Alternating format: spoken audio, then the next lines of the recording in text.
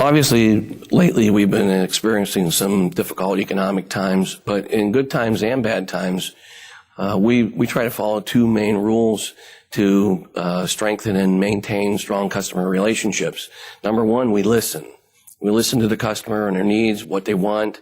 Maybe they're not sure what they want or need, and so that's part of the process, is to actually help them decide what they need. And most importantly, once you decide, or they decide, is make it happen, deliver it on time, give them a good quality product. The second rule is to keep listening. So even after you've completed the process, keep listening to the customer and do follow-ups and make sure that they are satisfied with the process and the products that you gave them. It's important to understand that every staff member of a correctional industries program is a customer service representative. It's not just my sales and marketing representatives. It's not simply my customer service representatives that answer the phone and deal with the customers. It's every staff member throughout the organization. And obviously that includes our offender workers on the shop floor. And that's pretty much how we want to make sure that we, even in difficult times, that we maintain those relationships. I think excellent customer service isn't necessarily defined by specific steps or things that you do with every customer when you meet them or you go through a relationship with them. I believe it's a process. The customer service is a process, and that's the process that your organization uses to deliver those products and services that you make or offer. If I were to name the main elements in customer service, excellent customer service, first would be reliability.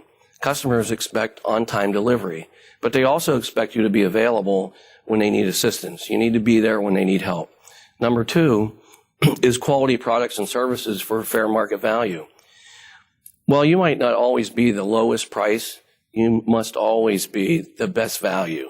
And third, I think if you make a mistake or if you deliver a product that is defective or fails, number one, be honest with the customer, admit the mistake if it's a mistake, and own the problem, communicate with the customer, get the resolution, and most of all, fix it. Get the problem fixed, and then again, follow up with that customer and make sure that they were indeed satisfied with the resolution for that mistake or that defect. I think the criteria for an award for excellent customer service would need to be, and I would expect that it would be any contact that the customer had with any member of my organization was satisfactory, that we gave them what they needed, we helped them when they needed it, we were there when they needed us. I think that those are like the top things that I've discussed in this customer service process. And so it's not just the person who answers the phone and takes their order, but everybody down the line, like I said, through the entire organization. And I would believe that the criteria for that award would be that every time that a customer had contact with someone in my organization, that they were totally satisfied. I think a good example of great customer service was most recently, we worked with another state agency in Pennsylvania, with the Department of Natural Resources and Parks on a project that they had that was being designed from the ground up. And again, they didn't really know what they wanted. They had an idea, and mostly what we provided was furniture. And it was customized furniture, and our inmate designers and staff actually worked through our civilian staff with the agency to design that furniture to their specifications and to satisfy what they felt they needed, even though that it took about 6 months of designing, redesigning, and going back and forth.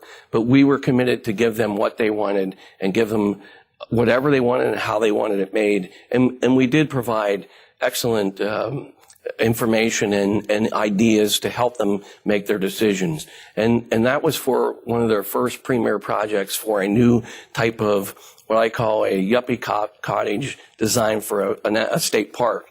Instead of, it's a cross between a standard type rustic cottage and a hotel. And so it was called the Nature Inn, and we were very ecstatic. And we were, the agency themselves, all the staff that were involved with that project have had nothing but kudos for Pennsylvania Correctional Industries. They were so happy with the quality of the work that we did, and we delivered on time. In fact, we delivered on time when a lot of their other vendors and suppliers for that project were late.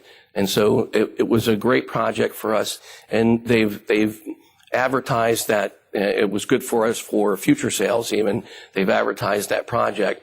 And they've told me personally that people have heard about the furniture and the quality, that they've actually traveled to this Nature Inn to actually see the furniture. So it's a real credit to our whole organization and to the craftsmanship and pride that the inmate workforce put into that project.